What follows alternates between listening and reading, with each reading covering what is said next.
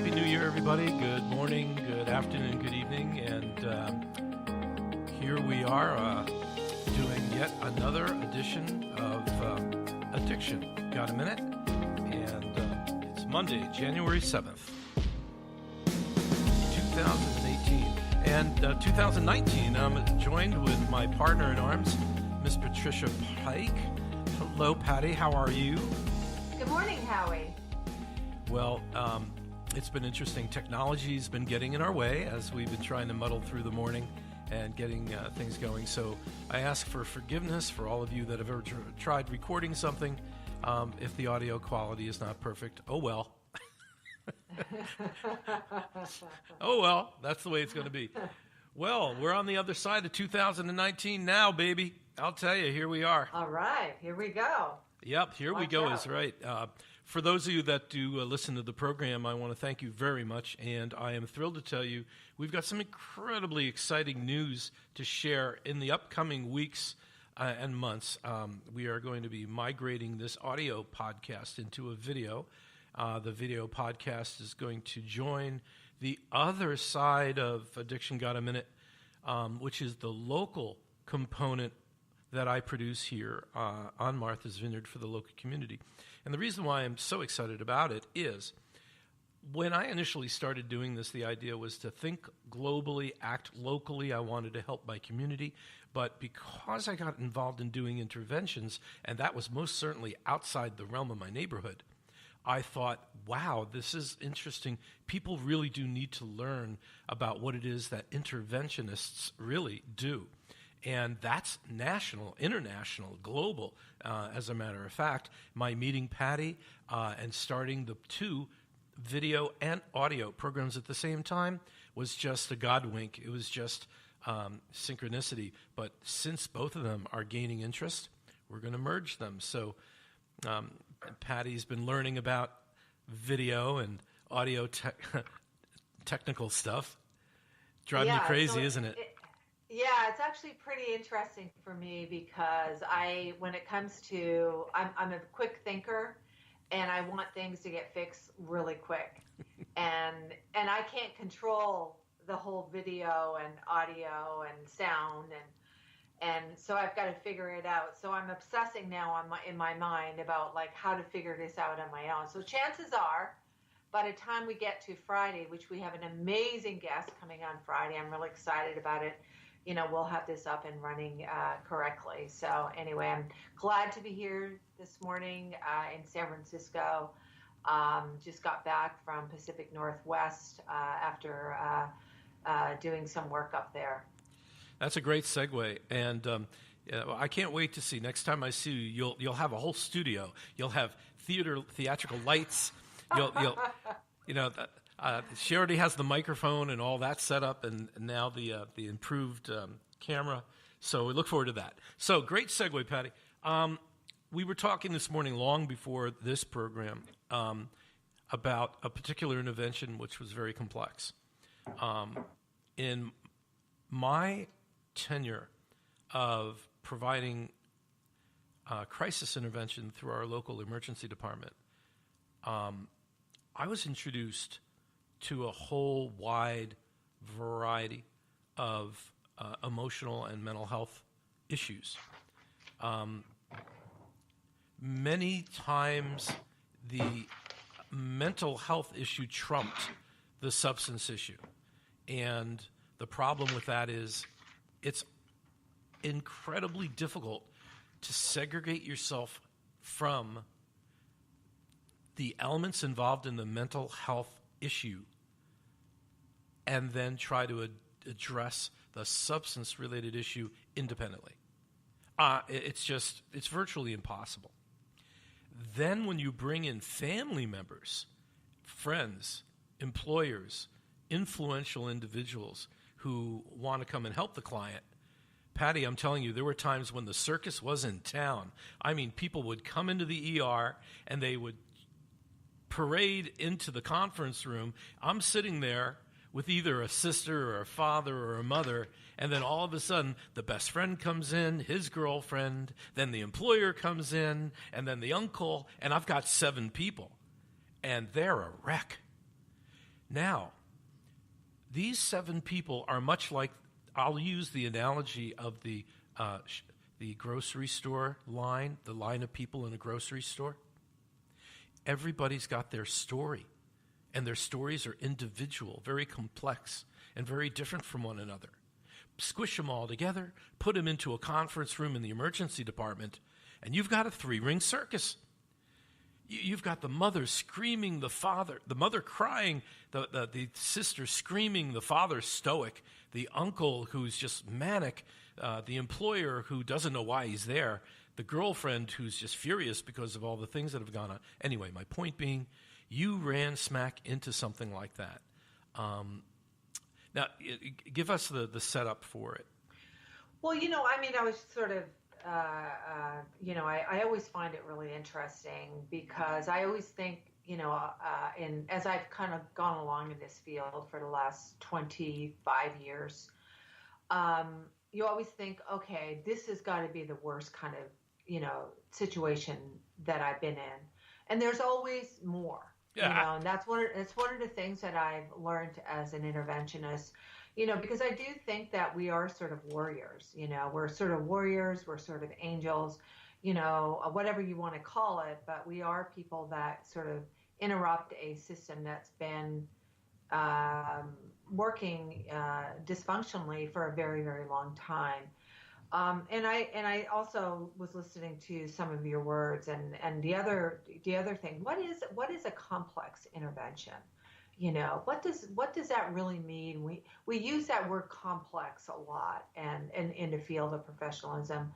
And what does crises intervention mean? I mean, does that mean the type of the invitation, the traditional Johnson model approach intervention? Is that crises management, or is crises management a family system that is completely deregulated, emotionally dysregulated, and to the point where you have to really work with the family system, and then you have to eliminate some of the folks in that family before we move forward with a intervention process. And in my experience, I've had some cases where I've had to deal with some folks that have been identified patients that have been methamphetamine addicted, and how a family system that's dysregulated deals with that. Where the family members are so distraught within their own sort of way of, acting out on their own patterns, creating their own patterns and behaviors, so they can eliminate, of not losing contact with their loved one. And I've run into, I'll talk specifically about a case that I've worked on, in the last year, and basically, dealing with a family system, the dad was ADHD. Oh, well, here, let me jump in for a second. Hold on to that thought, and I want you to go right to that in a moment. Okay. Because you asked some questions a moment ago, which I think let's knock them down and move forward sequentially. Sure. You talked about the difference between crisis intervention and substance engagement intervention. Crisis intervention, by definition, is the act of intervening at a critical stage of emergent care. Emergent care, such as emergency, the definition of emergency, is when things are out of control and causing such havoc as to make impact on the stability of your environment, whether it be family, work, relationships. So that's my definition. I'm sure clinically it's a little bit different. But what I found working through the hospital is crisis intervention is putting out the fires of the horrific lack of understanding that individuals have when it comes to the problem of the individual, the loved one. So Once that crisis is subsided, once people become regulated, then you can start to work out moving them from the state of their relationship with the substance to a new state of relationship, one of change, one of active engagement, improvement. The intervention, if you will, the substance intervention, takes someone from where they're at the moment, which is currently engaged, dependent, addicted, ruining their lives, and then influencing them through motivation to motivate them to take your hand, and they'll follow you to treatment. So those are the two basic foundations. Am I right? Is that your understanding of it? Yeah, absolutely.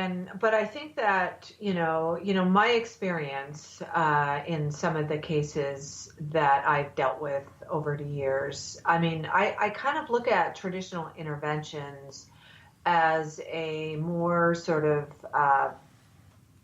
it's really planned and prepared.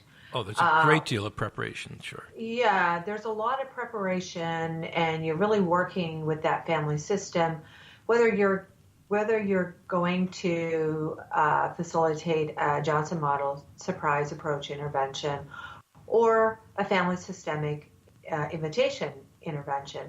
There's always that preparation and planning, but I think that moving to the place of excuse me, moving to the place of, dealing with a crisis or a case management crisis intervention, there's a lot of moving parts, because I think that the complexities of the intervention itself is crisis oriented. So does that mean that the mom and dad that calls me or the family member that calls me are not in the same type of crises as someone that you're going to move forward with a traditional intervention? That's brilliant. What you've done is identify the fact, the move that, as you said, there's a number of moving parts, these different individuals.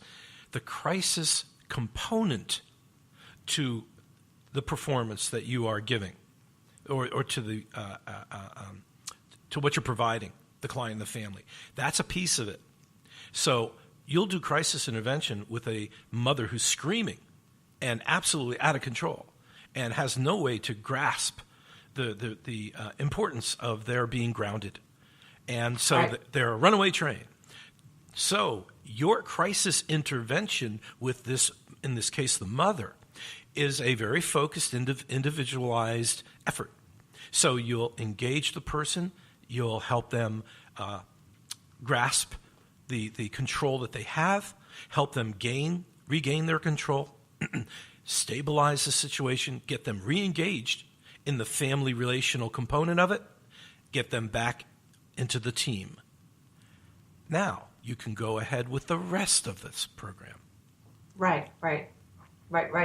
And also, I also think that is very important, and I'm thinking specifically on a case that I have worked on in the last, in the last year, and specifically knowing as an interventionist going into that specific case that there were going to be a lot of moving parts.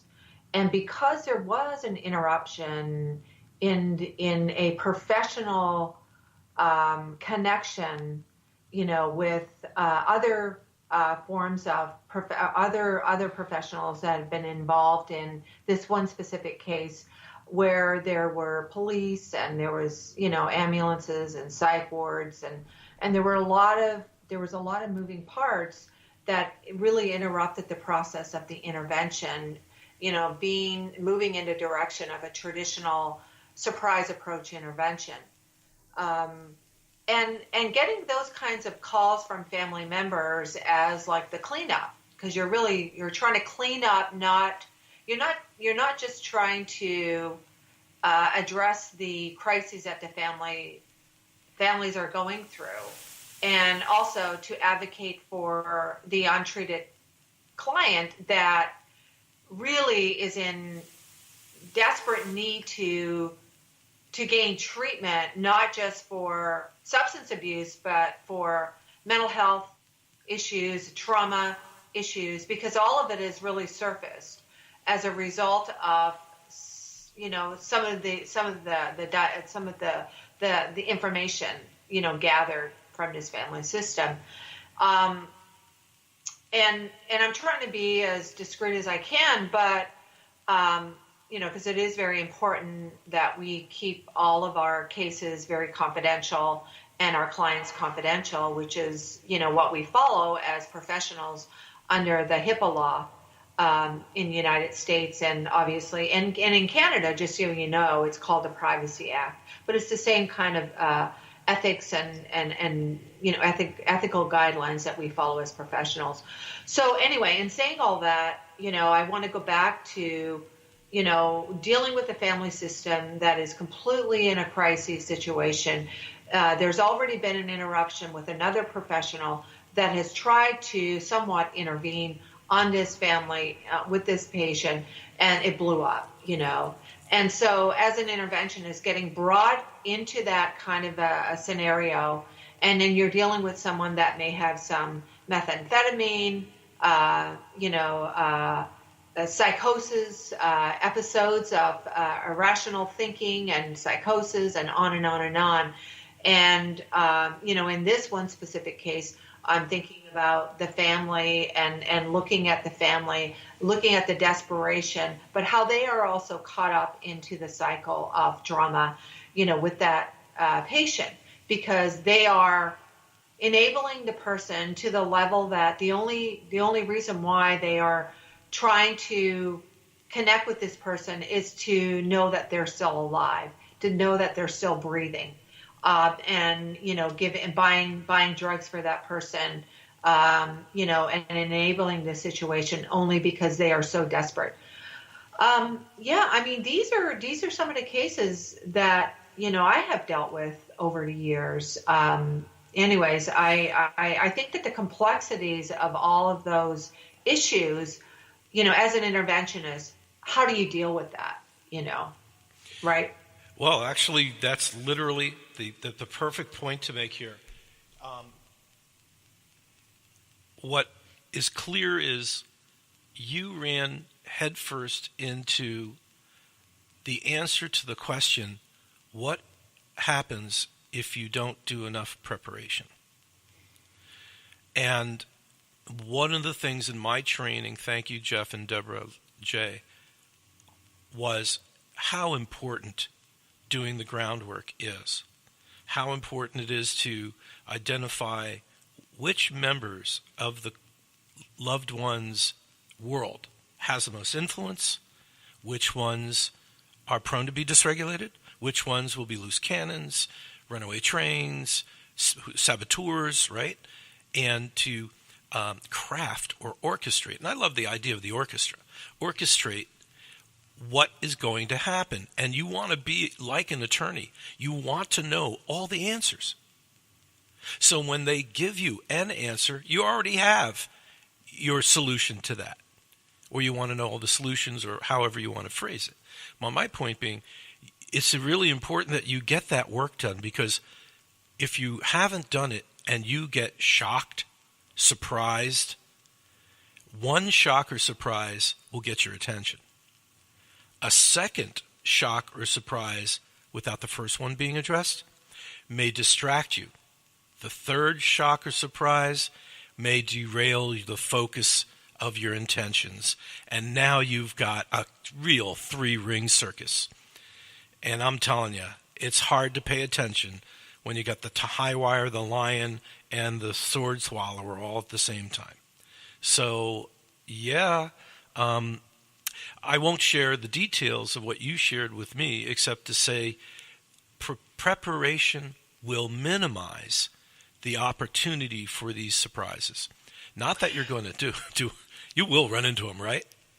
Right. Well, I mean, I think that the preparation will, in fact, help as you kind of move forward with these types of complex cases. The preparation for a traditional intervention approach, that is completely different, I think. This is just my personal and professional opinion, is that when you are working on a traditional intervention case, for instance, Johnson or invitation approach, yes, there are many moving parts, and you have to almost orchestrate it. I always kind of think about it like a play. Who's going to play this role? Who is going to play that role? How am I going to invest? I need to investigate that situation. You have to put on your PI hat. You have to put on your attorney hat. You've got to put on you got to put on a lot of different hats, right? When you're actually working on a traditional intervention approach. However, when you get into these complex crises management interventions, yep, that's a completely whole different kind of approach. For me, it is. And I think, in my experience and what I sometimes I learn all the things that I shouldn't do before I need to find out the things that I need to do. Right. The do's and the don'ts of interventions, And I think that with those complex intervention cases, it's essential to have a second person involved. And when I say a second person, I'm talking about a mental health clinician, someone that has that experience in dealing with mental health. Because we are looking at a mental health crises situation. If you think about, this one family system that I can think about, like I'm thinking about like the dad being very OCD, ADHD, and actually, on and on. Patti, let me cut you off so that I can do this little break, and that's a whole subject that I want to cover. So if everybody would do me a favor, just sit back for a second. We'll be right back after this brief announcement.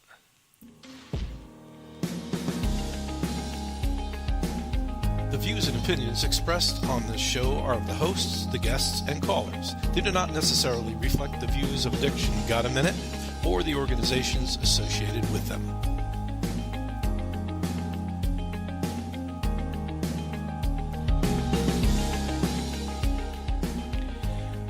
Okay, Patti, thank you so much, and thank you everybody for your patience as we took care of the legal stuff. Yep. You just touched on the hot button. I'm going to tell you that to all of the interventionists who are out there listening, I want to say, oh man, I'm a member of the union. I'm holding my hand up going, whoop, whoop, whoop. What we do is mind-boggling. Most people just can't grasp the complexity. Some have seen a TV show which gives you a particular type of engagement, but the reality is it's so much more than that. So, Patti, you touched on a very interesting element. Having an orientation to clinical mental health issues, the better your understanding, the better you're capable of addressing these complex mental health issues as they present themselves. Is it entirely necessary? Well, I haven't been doing it that long to come up with an answer, but I got to tell you, Patti, for the life of me, in my experience, if you are not oriented or trained, if you don't have a good understanding of what the difference between personality disorders are, from different types of depressive conditions to different kinds of dissociative personality elements. Listen, a lot of them merge. When you take out the DSM-5, so many symptoms from so many disorders are covered in so many other disorders that it's amazing. But you have to be able to differentiate them and understand the limits of what someone who is having a psychotic type of condition or a psychotic break of some kind, And when you and I know when you talk about people who are going through withdrawals, that you're going to see a lot of that. And, Yeah. And I hope during the intervention none of that applies. But you were just talking about your wisdom of wanting to have somebody else involved who would be able to coach you through the mental health issues. How did you find out the need for that? You know what I was thinking? It's like, because I've done many interventions where I've had to invite, other professionals into the intervention, just because it's not healthy for me to professionally go in and try to deal with so many different dynamics in terms of mental health within that family system, and then also deal with an identified patient that has mental health diagnoses and is using, different types of drugs, for instance, like methamphetamine. Lots of mental health folks that have mental health diagnoses will use methamphetamines, and so what I believe is that when you get those types of calls from family members, I do think that you can't be perfect sometimes either as an interventionist, because you go in there and you try and do the best you can.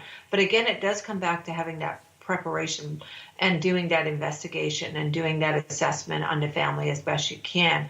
But I do think when there is that instinct that you have, you get to that point where you can identify that this family system, definitely needs much more help than I can give them alone.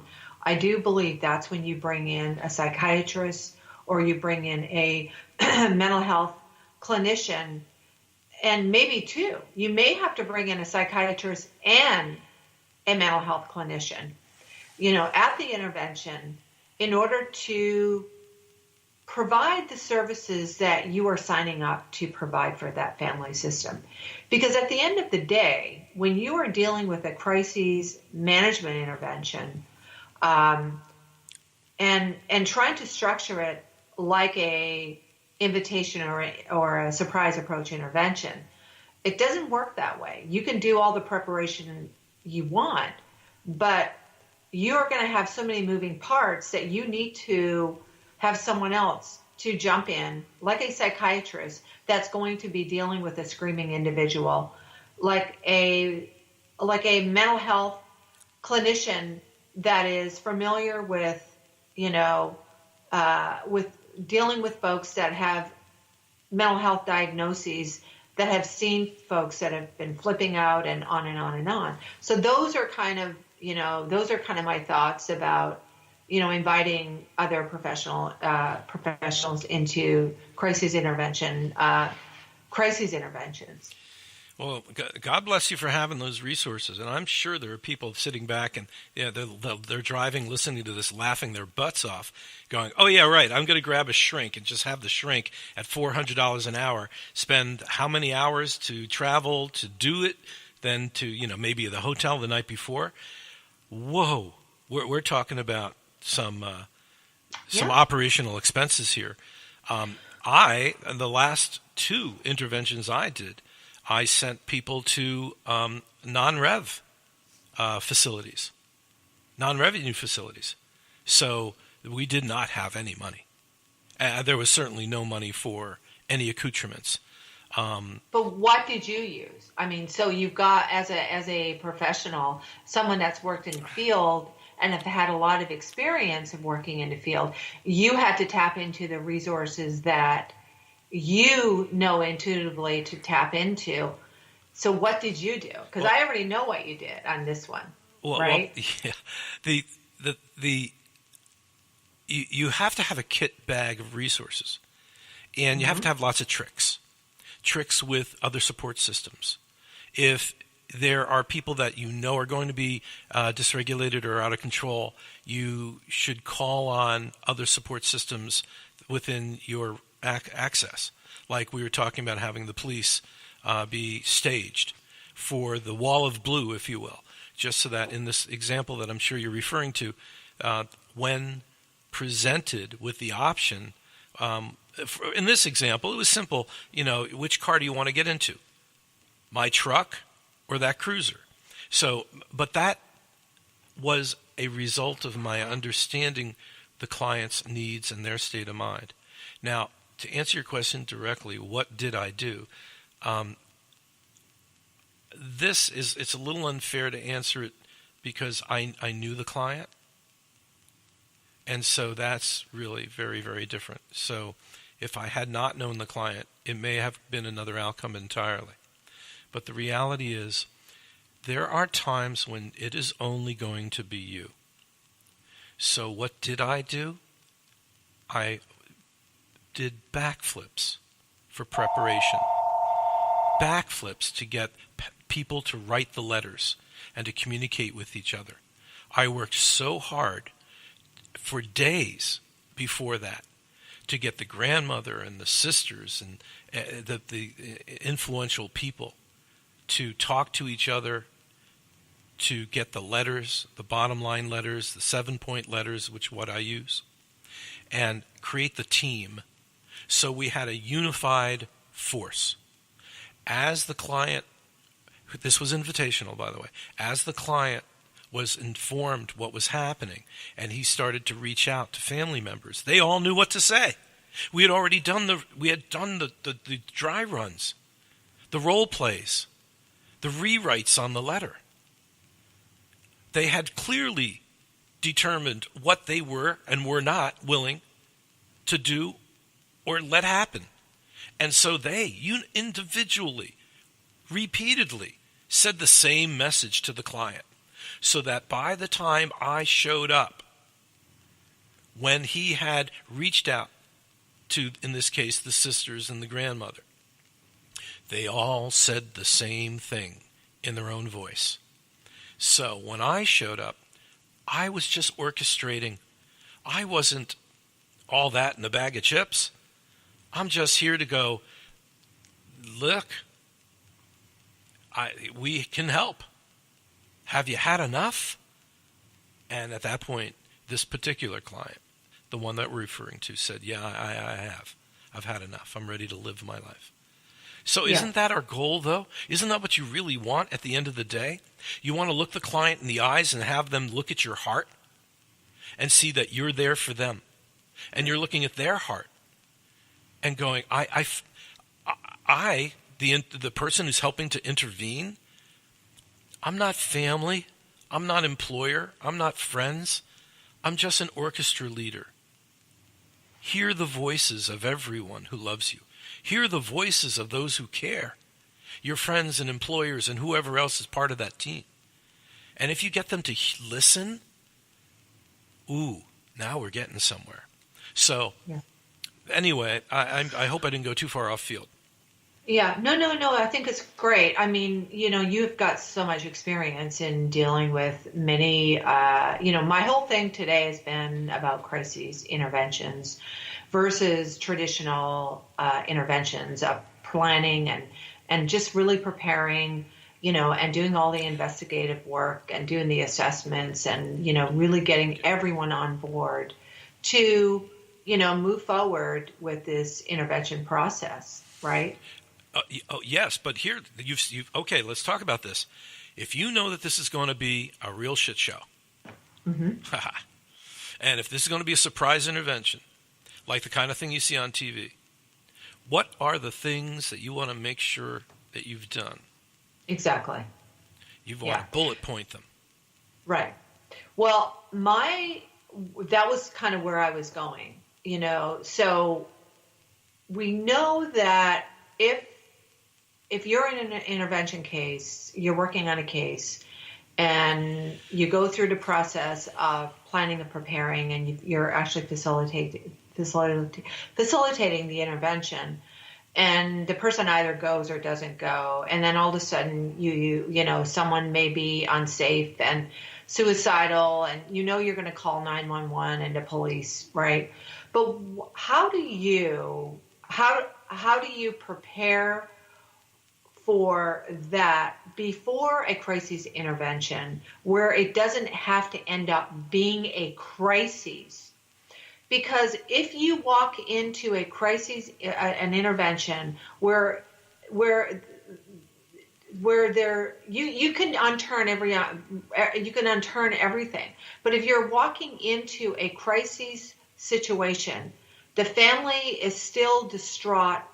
There may be mental health issues going on in the family, and you can't regulate the family, and things start to kind of go sideways.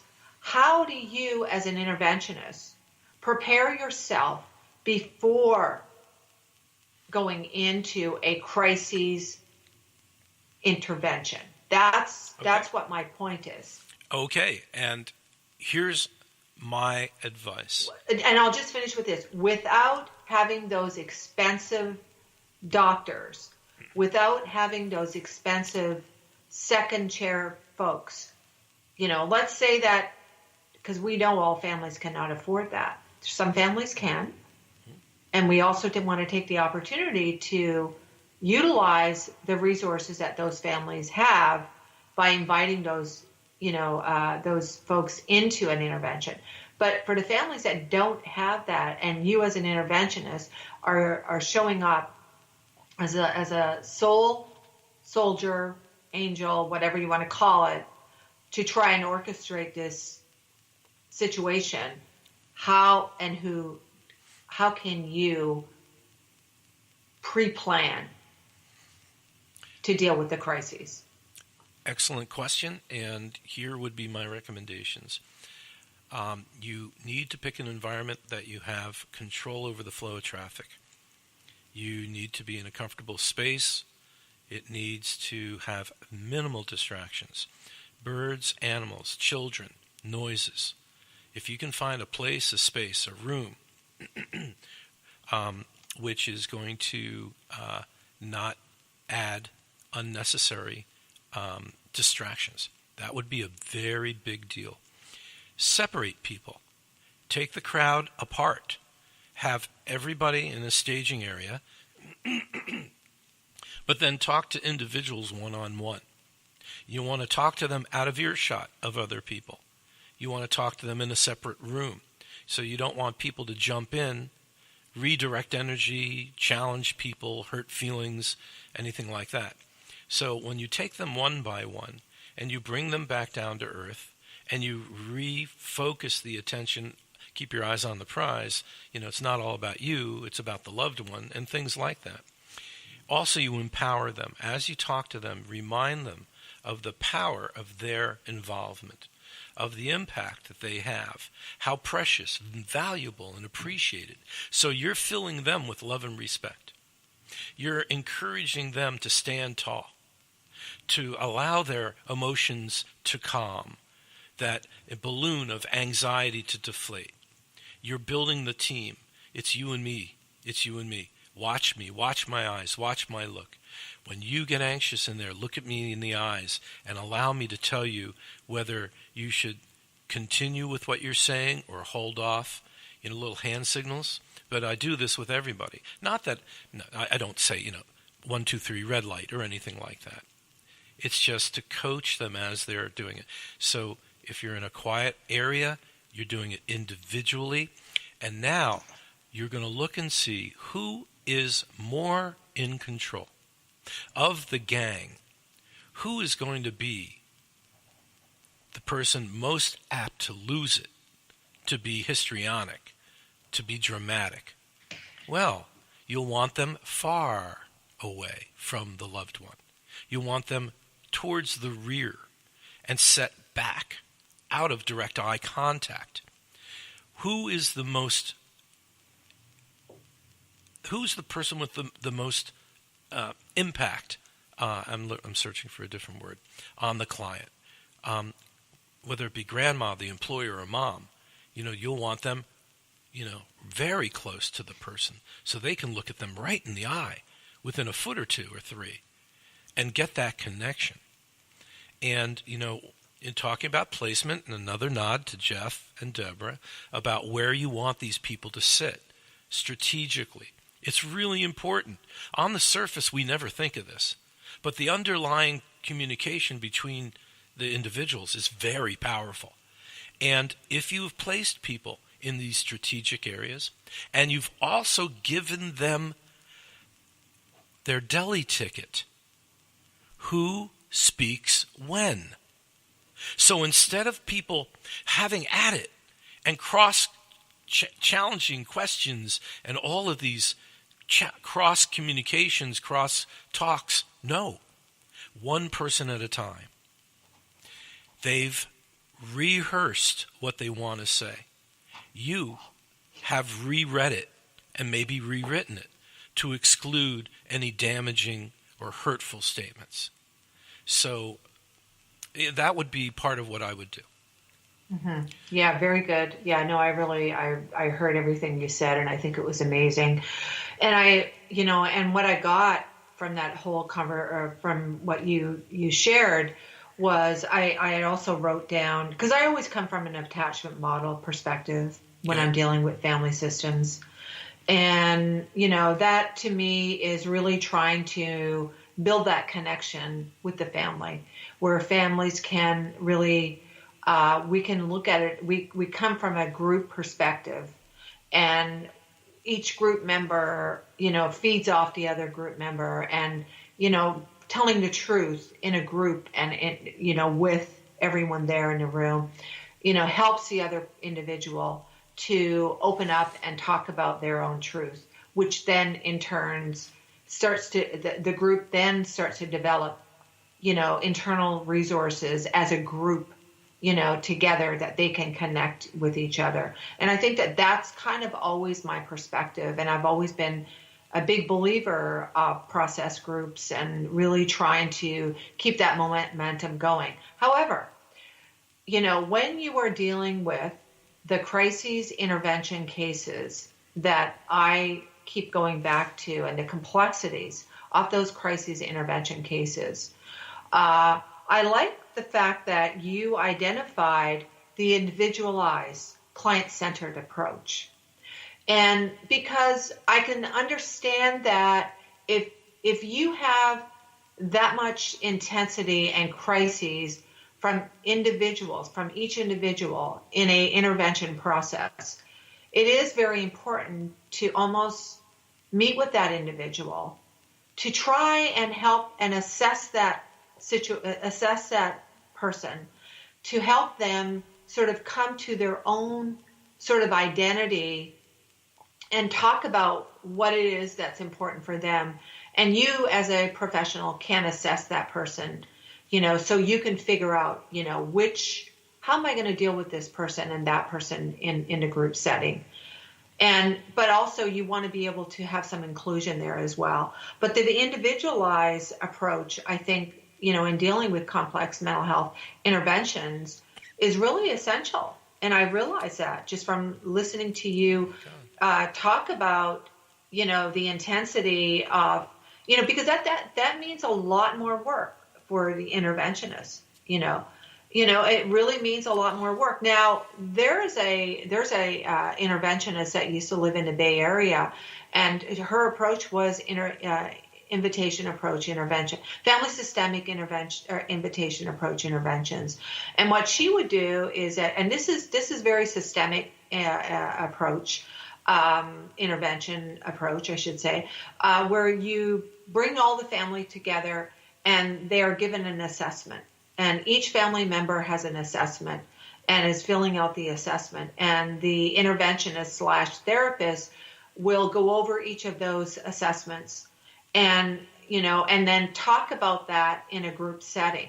And I think that that's kind of the structure of a family systemic intervention approach. But again, coming back to the complexity crises intervention approach, I think that where I would like to see myself go is to really try to focus on the client-centeredness, individualized approach to take that information, to bring it into not an attachment model approach intervention, but more into an individualized intervention approach, still using the group, because you still need a group as a way to as a way to intervene on the identified patient. Does that make sense?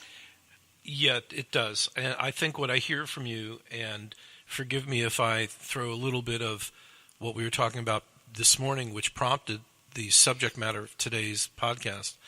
I'm really kind of surprised if there are people doing this for a living who don't have that crisis model locked down. The problem is you're always going to run into some form of crisis. Shit's going to hit the fan. Somebody's really going to lose their cookies and lose their cool. And if you aren't good at redirecting the energy, then the results of your efforts are going to be less than optimal. But let's get back to this in a second. Give us a chance for another breather. And we'll be right back with Patti Pike here with Addiction Got a Minute. Hold on. We'll be right back. Please hold for the next available customer service representative.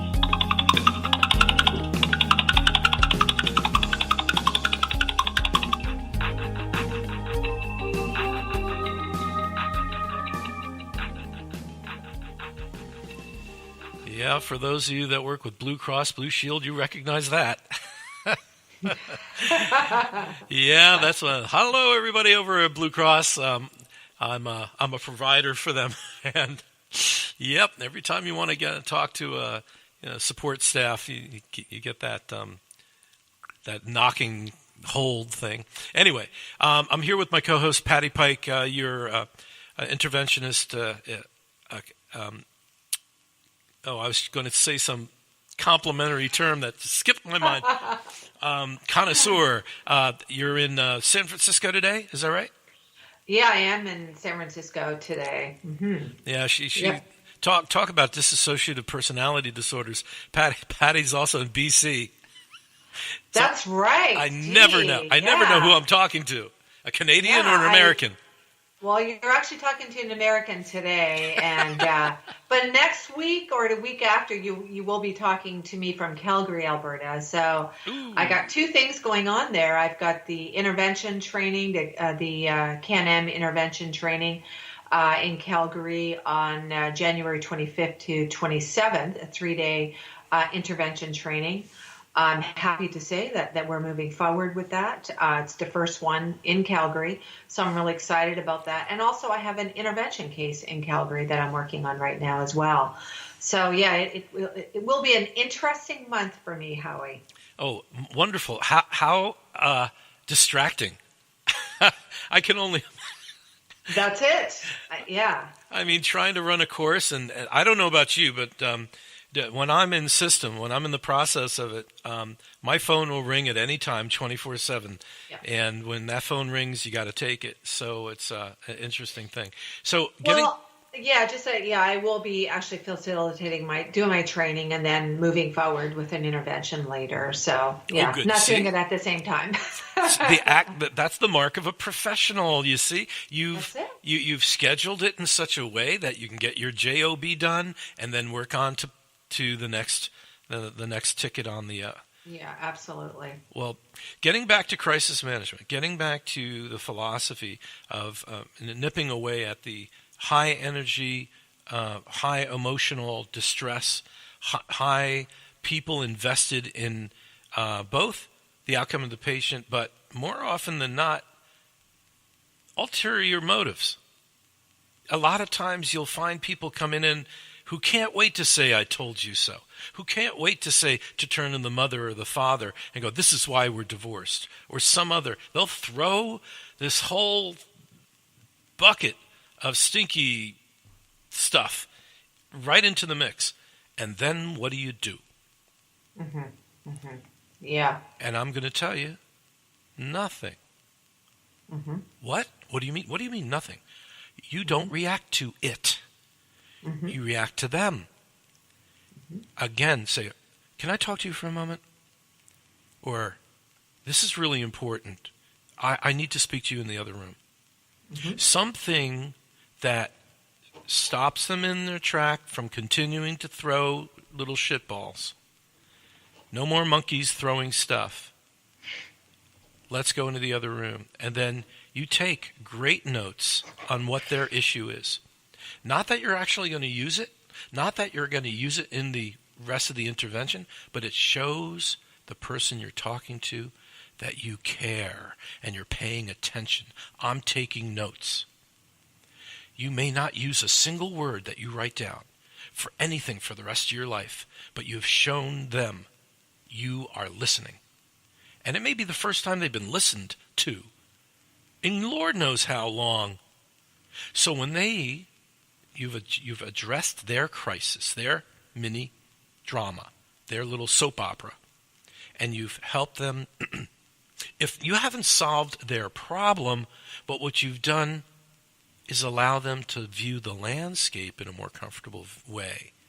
For the moment, we're talking about your son or daughter, your husband, father, mom, or dad. I know these things are really important to you, and I know that they hurt. And you know what? Let's talk about this after. And I will allow the people to bring it up if they want post-treatment during the follow-up phase. Now, a lot of times, it's just the thing on the tip of their mind, on the tip of their tongue, the thing they want to get off their chest at that heightened part of the crisis. And after the loved one has been placed, after the pressure cooker steam has been released, they no longer feel the need. But you've earned their respect because you listened to them, and now they love you for it. So that's the end result. That's the end game. A whole lot of love. And I'm not talking about, I love you, going to marry you for the rest of my life. No, it's the love, the respect of each other, the love of the individual for who they are. No, it's interesting. Sometimes I have to explain, what do I mean love? Yeah, of course. I mean, it's just, no, I'm not going to marry you. I mean, no, we're talking about respect. Respect. And so few, I'll tell you one of the things, I would love to run a course in high school called Respect 101. I'll save that for another time. But you were writing down notes. Is there Yeah, I mean, I keep going back to, some of the cases that I've worked on in terms of the crises, mental health, intervention cases and the complexities. Let me jump right in. Let me jump in. What do you do when you don't have the financial resources or the staff to assist you? Right. Well, okay, what town are you going to be doing this in? Do they have a community service organization? I'll bet they have a crisis hotline.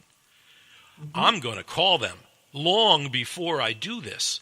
I'm going to introduce myself, tell them not the name of the client, but I'm going to tell them I'm doing something with a client that lives in your town.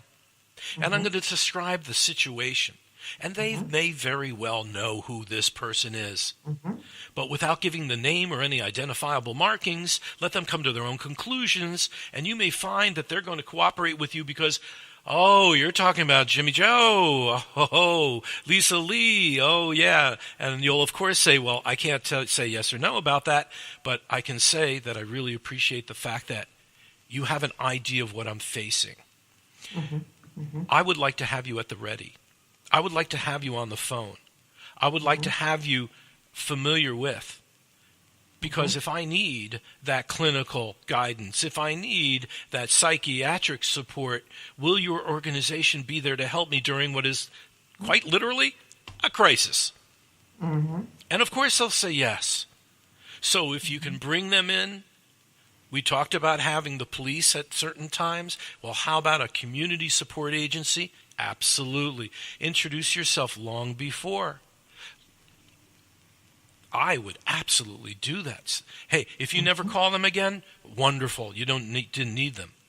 But what if there's your 911 and there's more of your team? So I'm sorry, I'm jumped in on you, but as you were saying. Well, no, that's pretty much where I've been sort of, going, in terms of this show. It's, as trained interventionists, that is doing this type of work, we all know the preparation piece is so important. And that's a given. If you are out there working in this field and you are facilitating interventions, professional interventions, you know that we go through the assessment, the investigation, the preparation, the education, and the actual intervention process, whether it's surprise or invitation. Yeah. I mean, those are the basic. That's the core basics of facilitating an intervention, and depending on what skill set that you have, you can take on different kinds of levels of interventions, right? But I think that the one area that is not talked about enough a lot is the intervention cases that are all based on crises interventions. And how do you prepare yourself? If you've got that family that doesn't have the resources like you just identified. And I also would reflect it back on a case where the family did have the resources, as a matter of fact, to bring in that second person. But actually what I did is I called the police department, I called the emergency crisis unit to prepare them and gave them the information on the case. And, so I knew that I did have I had a backup plan, when I was dealing with this psychotic individual, and that was locked in their room and would not open the door and was thinking that everyone was out to get them. And you knew that you had to get that person out of the house, or that person was going to get arrested and criminally charged because the mom needed to get them out of the house, for instance, or the dad or whoever. So I'm really glad that we've come to, talking about this today, because I just think that there needs to be more and more conversations about this. And I don't think that you should take on these cases if you don't have some kinds of backup plan, and then if you're not qualified to deal with some of these mental health crises interventions. Well, you've actually touched on a huge issue since I've been aware of AIS, since I've been aware of the different types of folks that do the work that we do, since I've learned of the outcomes of some of the good and some, unfortunately, of the bad attempts. Clearly, there's a growth path, opportunity for people in this profession. And for those of you who are homeowners, citizens who don't do this for a living, who are just listening because of their concern, take to heart everything we've said. The blunt reality is you can do a lot of this depending on the level of cooperation you get from family and friends, the amount of information they can share. You can do a lot of this, and there are times when you don't need a professional. However, when it's going to be complex, when there's going to be other individuals involved, when it's a medical issue, or whether it's so severe that it's going to redirect somebody's life, I highly recommend, at the very least, stop and call a professional and get some guidance from them and see if they can offer some help or find the appropriate person. A couple of things that we're going to be looking at in the future. First and foremost, best practices. What I hope to do, and this is a call out to all the interventionists listening to this program, please send me your contact information. Howie at howiemarlin.com. HOWIE at howiemarlin, HOWIEMARLIN.com. Let me know who you are, what you do, and how you can be part of this effort to improve the quality of what we do. To understand in best practices that you should have things such as backup plans. Plan B. Plan B is critical. Plan C is even more important. Plan D is even more important than that, because anyone who's done this before knows. As Arthur Westinghouse famously said, the first thing that goes when you walk into an intervention is the book. Throw the book away. Throw the book out. Hey. You got to learn to think on your feet. That's right. And you certainly will.